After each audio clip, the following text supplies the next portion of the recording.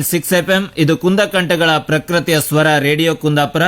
ನಾನು ಅಜ್ಜಿ ಕತೆ ಕಾರ್ಯಕ್ರಮದಂಗೆ ನಿಮ್ ಜೊತೆ ಸತೀಶ್ ಶೆಟ್ಟಿಗಾರ್ ಜಪ್ತಿ. ಚೆನ್ನಾಗಿ ವಾಸನೆಯನ್ನು ಗ್ರಹಿಸುವ ಶಕ್ತಿ ಇರುವವರಿಗೆ ಕೆಲವು ಸಲ ಆಡು ಮಾತಂಗೆ ನಿಂದೆಂತ ನಾಯಿ ಮೂಗು ಮಾರಯ್ಯ ಅಂತ ಚಾಡ್ಸುದಿರತ್ತೆ. ಹಿಂಗೆ ಯಾಕೆ ಹೇಳ್ತಾರೆ ಅಂತ ಗೊತ್ತಾ? ನಾಯಿ ಮೂಗು ತುಂಬಾ ಸೂಕ್ಷ್ಮ. ಕೆಲವು ತಳಿಯ ನಾಯಿಗಳಿಗಂತೂ ವಾಸನೆ ಗ್ರಹಿಸುವ ಶಕ್ತಿ ತುಂಬಾ ಇರುತ್ತೆ. ಅದಕ್ಕೋಸ್ಕರವೇ ಕೆಲವು ವಿಶಿಷ್ಟ ಜಾತಿಯ ನಾಯಿಗಳಿಗೆ ತರಬೇತಿ ಕೊಟ್ಟು ಕಳ್ಳರನ್ನ, ದರೋಡೆಕೋರನ್ನ, ಕೊಲೆಗಾರನ್ನ ಅವರ ಜಾಡ್ ಹಿಡೋಕೆ ಪೊಲೀಸರು ಉಪಯೋಗಿಸ್ಕಂತ್ರು. ಕೇವಲ ಬೆವರಿನ ವಾಸನೆಯನ್ನೇ ಹಿಡ್ಕೊಂಡು ಕಳ್ಳರು ನಡೆದ ದಾರಿಯಂಗೆ ಹೋಯಿ ಅವರನ್ನ ಹಿಡಿದು ಕೊಡುವಂತ ಅದ್ಭುತ ಶಕ್ತಿ ಕೆಲವು ನಾಯಿಗಳಿಗಿತ್ತು. ಅಷ್ಟೇ ಅಲ್ಲ, ನಿಯತ್ತಿಗೂ ನಾಯಿಗಳು ಬಹಳ ಹೆಸರುವಾಸಿ. ಅನ್ನ ಹಾಕಿದ ಮನೆಗೆ ಕನ್ನ ಹಾಕಬೇಡ ಅಂತ ಒಂದು ಗಾದಿ ಇತ್ತಲ್ದ. ಬಹುಶಃ ಈ ಗಾದಿ ಮಾತನ್ನ ಅಕ್ಷರಶಃ ಪಾಲಿಸುವುದಿದ್ರೆ ನಾಯಿಗಳು ಅನ್ಲಕ್. ಯಾಕಂದ್ರೆ ಎಷ್ಟೋ ಸಲ ಮನುಷ್ಯ ತೋರಿಸದ ನಿಯತ್ತನ್ನ ನಾಯಿಗಳು ತೋರಿಸ್ತು. ಅವು ಯಾವತ್ತೂ ಅನ್ನ ಹಾಕಿದವರಿಗೆ ಮೋಸ ಮಾಡುವುದಿಲ್ಲ. ಅದಕ್ಕೆ ಸಾಮಾನ್ಯವಾಗಿ ಉಪಕಾರ ಸ್ಮರಣೆ ಇಲ್ದಿದ್ದವನಿಗೆ ನೀನೇ ಆ ನಾಯಿಗಿಂತ ಕಡಿ, ಅದಕ್ಕೆ ಇಪ್ಪು ನಿಯತ್ ನಿನ್ಗಿಲ್ಲ ಅಂತೆಲ್ಲ ಬೈಯೋದಿರತ್ತೆ. ಇಷ್ಟೆಲ್ಲ ಮನುಷ್ಯಂಗೆ ನಿಯತ್ತು ತೋರಿಸೋ ನಾಯಿಗೆ ಅದ್ಯಾಕೋ ಗೊತ್ತಿಲ್ಲ, ಬೆಕ್ಕಿನ ಕಂಡ್ರೆ ತುಂಬಾ ಕೋಪ. ಮನೆಯ ಒಳಗಿಪ್ಪು ಬೆಕ್ಕಿನ ಕಂಡ್ರೆ ನಾಯಿಗೆ ಎಂತ ಕಷ್ಟ ಸಿಟ್ಟು ಅಂತ ಎಷ್ಟೋ ಮಂದಿಗೆ ಗೊತ್ತೇ ಇಲ್ಲ. ಒಂದ್ ಕಾಲದಂಗೆ ನಾಯಿ ಬೆಕ್ಕ ತುಂಬಾ ಒಳ್ಳೆ ಸ್ನೇಹಿತರಾಗಿದ್ದವ್ರು ಮುಂದೆ ಪರಸ್ಪರ ಕೋಪ ಮಾಡ್ಕೊಂಬಕ್ಕೆ ಕಾರಣ ಅಂತ. ಅದಕ್ಕೂ ಒಂದು ಒಳ್ಳೆ ನೀತಿ ಕತೆ ಇಲ್ಲಿ ಎತ್ಕೇಣಿ. ಈ ಕತೆ ಹೆಸರೇ ಬೆಕ್ಕನ್ನ ಕಂಡ್ರೆ ನಾಯಿಗೆ ಯಾಕೆ ಕೋಪ ಅಂತ. ಈ ಕತೆನ ನಿಮ್ಗೆ ಹೇಳೋಕೆ ಈಗ ನಮ್ ಜೊತೆಗೆ ಇಪ್ಪದು ಕರ್ನಾಟಕ ಪಬ್ಲಿಕ್ ಸ್ಕೂಲ್ ಬಿತ್ಕಲ್ಕಟ್ಟೆಯ 6ನೇ ತರಗತಿ ವಿದ್ಯಾರ್ಥಿನಿ ಸನ್ನಿಧಿ ಎಸ್ ಶೆಟ್ಟಿ. ಹಂಗಾರೆ ನಾಯಿ ಬೆಕ್ಕಿನ ದ್ವೇಷಕ್ಕೆ ಕಾರಣ ಎಂತ ಅಂತ ತಿಳ್ಕೊಂಬ ಬನ್ನಿ. ಕಥೆಯ ಶೀರ್ಷಿಕೆ ಬೆಕ್ಕನ್ನು ಕಂಡರೆ ನಾಯಿಗೆ ಕೋಪ.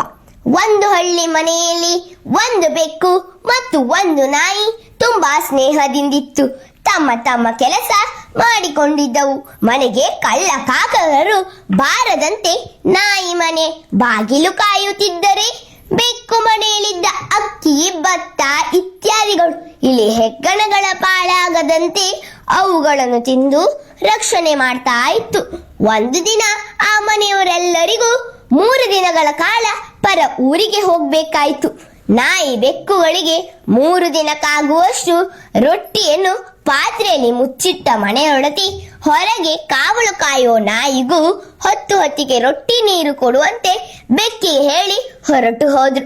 ಅವರತ್ತ ಹೋದ ಮೇಲೆ ಬೆಕ್ಕು ಆವತ್ತೊಂದಿನ ಮಾತ್ರ ನಾಯಿಗೆ ರೊಟ್ಟಿ ನೀರು ಕೊಟ್ಟು ಮರುದಿನದಿಂದ ರೊಟ್ಟಿ ಮುಗಿದೇ ಹೋಯಿತು. ನೀರು ಮಾತ್ರ ಇರೋದು ಎಂದು ಸುಳ್ಳು ಹೇಳಿ ತಾನೊಬ್ಬನೇ ನಾಯಿಗೆ ತಿಳಿಯದಂತೆ ರೊಟ್ಟಿಯನ್ನು ಗುಳುಂ ಮಾಡ್ತಾ ಇತ್ತು. ಪಾಪ ಬೆಕ್ಕು ಹೇಳಿದ್ದು ನಿಜ ಅಂತ ನಂಬಿದ್ದ ನಾಯಿ ಉಪವಾಸದಿಂದ ಬರೀ ನೀರನ್ನೇ ಕುಡಿದು ಶ್ರದ್ಧೆಯಿಂದ ನಿದ್ರೆ ಕೆಟ್ಟು ಮನೆ ಕಾಯತೊಡಗಿತು. ಬೆಕ್ಕು ಮಾತ್ರ ನಾಯಿಗೆ ಕಾಣದಂತೆ ಕದ್ದು ರೊಟ್ಟಿಯನ್ನು ಹೊಟ್ಟೆ ತುಂಬ ತಿಂದು ಹಾಯಾಗಿತ್ತು. 3ನೇ ದಿನ ರಾತ್ರಿ ಅಡುಗೆ ಮನೆಯಲ್ಲಿ ಏನೋ ಸದ್ದಾಗಿದ್ದನ್ನು ಕೇಳಿ ಯಾರೋ ಕಳ್ಳರು ಹಿಂಬಾಗಿಲಿನಿಂದ ಮನೆಯೊಳಗೆ ನುಗ್ಗಿದ್ದಾರೇನೋ ಅಂತ ಅನುಮಾನದಿಂದ ಮೆತ್ತಗೆ ಹಿಂದೆ ಬಂದು ಕಿಟಕಿಯಲ್ಲಿ ನೋಡಿದಾಗ ನಾಯಿಗೆ ಶಾಕ್. ಬೆಕ್ಕು ಖುಷಿಯಿಂದ ರೊಟ್ಟಿ ಜಿಗಿಯುತ್ತಾ ಕೂತಿತ್ತು.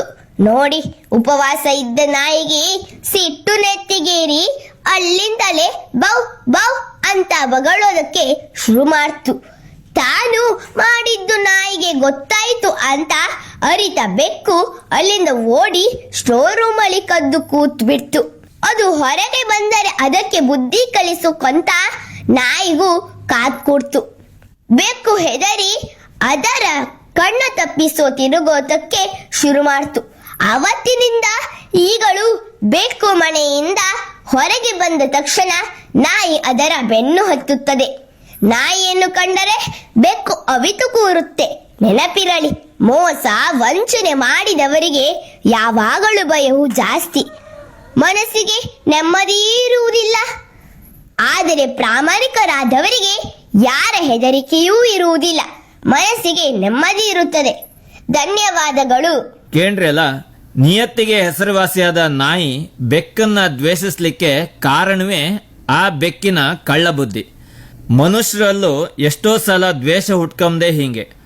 ಪ್ರಾಮಾಣಿಕರಾಯಿ ಇಪ್ಪರಿಗೆ ಅಪ್ರಾಮಾಣಿಕರನ್ನ ಕಣ್ಣು ಕೊಡಿಯಂಗ್ ಕಂಡ್ರೆ ಆತಿಲ್ಲ. ಆದ್ರೂ ನಿಯತ್ತಂಗ್ ಇಪ್ಪರಿಗೆ ಯಾವತ್ತೂ ಬೆಲೆ ಇದ್ದೇ ಇರತ್ತೆ. ಒಂದೊಳ್ಳೆ ನೀತಿ ಕಥೆ ಹೇಳಿದ ಕರ್ನಾಟಕ ಪಬ್ಲಿಕ್ ಸ್ಕೂಲ್ ಬಿತ್ಕಲ್ಕಟ್ಟೆಯ ಸನ್ನಿಧಿ ಎಸ್ ಶೆಟ್ಟಿಗೆ ಧನ್ಯವಾದಗಳು. ಈಗ ನೀವು ಕೇಂತಿಪ್ಪದ